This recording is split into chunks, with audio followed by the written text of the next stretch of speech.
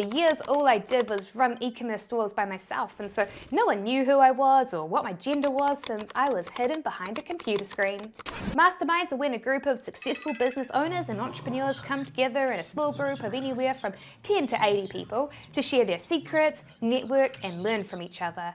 Usually for higher level events, you have to be making $100,000 a year or more to get invited, but normally people are making way more. Now, I was really excited to be attending this mastermind.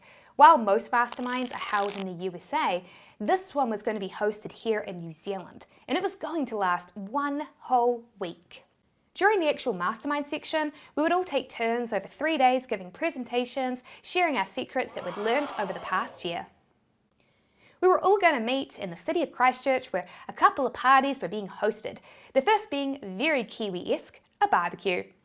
Now, I'm not going to lie, I was pretty nervous on my way there.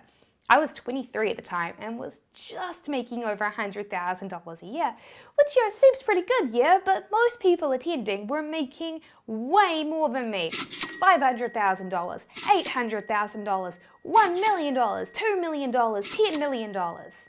So I walk into the barbecue being careful to, not be too early but not be too late as you do. And I quickly noticed that 95% of the attendees of this mastermind were males. And of the 3 women at the mastermind, I was the only one under the age of 30. So I slyly tried to find the host of this mastermind so, I could hang around him as my social crutch for the rest of the evening. But unsurprisingly, by the time I found him, he was swamped with people. Oh. So despite being really shy, I slapped on a smile, got some chicken skewers off the barbecue and a spoonful of potato salad and sat down at a random table that had an empty chair. Now, this table featured 3 strangers. Stranger number 1, Alex, one of the other 3 women at the party. Alex is a super cool woman. As I discovered, despite being young herself, just 30 years old at the time, she'd been in the industry for many years and earned a lot of respect. Stranger number 2, a random guy who I honestly don't remember the name of since I never got to talk to him, so we'll call him Rando. And stranger number 3, an individual who, if I name, friends of mine will recognise, so we'll call him Mr. M. Hey you, what's your name? Hi there, I'm Sarah, it's great to meet you all, what are all of your names?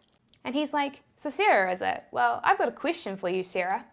And I've been preparing my little speech about who I am and what I do. And so I'm like, yes, ask away, I'm an open book. And he's like, so Sarah, my question for you, what do you prefer? Do you prefer a smaller penis or do you prefer a fuller penis? And the first thing he asks me is that. Well, Rando at the table, he just starts laughing nervously, whereas Alex is clearly not impressed. What a ridiculous question, she says. No, I think it's a fair question, he said very seriously. Not everyone likes a bigger penis. And so at this point, Alex just gets up from the table and leaves. And so Mr. M turns to me again. So Sarah, what do you prefer? Do you prefer a smaller penis or do you prefer a fuller penis? And believe it or not, he actually found me later in the night and asked me the same question in front of other people again. Pretty cool, right? So I'm on this boat having a swell time. And he had a bunch of guys who were clearly his friends sitting around him, all drinking, laughing and chatting. Now at this point I had a dilemma. I was walking in their direction. Would I continue to walk past or turn the other way?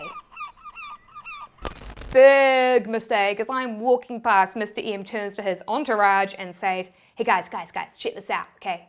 And he looks at me and he says, Sarah, I have a question for you. What do you prefer? Do you prefer a smaller penis or do you prefer a fuller penis?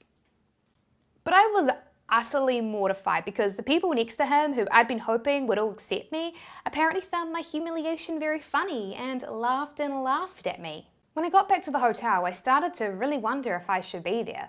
Was it a mistake? Should I just go home? And I successfully did that and, funnily enough, started to have a much better time. See, it was the first day of the actual mastermind where everyone would take turns standing up in front of the group, sharing their secrets that they'd learned over the past year. So as I'm about to walk into the mastermind room, I see it. Mr. M and his friends are literally standing right by the only door into the room. And so I wait, and they don't move, and they just keep standing there, and I think, oh no. But I was feeling a little bit different inside this time. Instead of nervousness, I was actually kind of angry.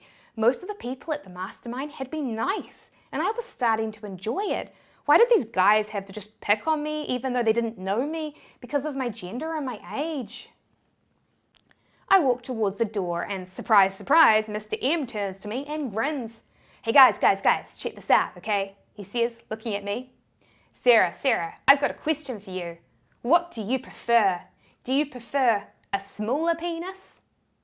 Or do you prefer a fuller penis? His friends all laugh at me, of course, and at this point, I'm just angry. In the past, when he asked me, I was so mortified that I didn't say anything, but this time, without even thinking, I blurted out, I have no comment to that question, I have nothing to say. You can't say that. You can't have nothing to say. You must have a preference. It's impossible not to have a preference on something. It's impossible to not have a preference. Oh, well then, Mr. M, tell me, what do you prefer?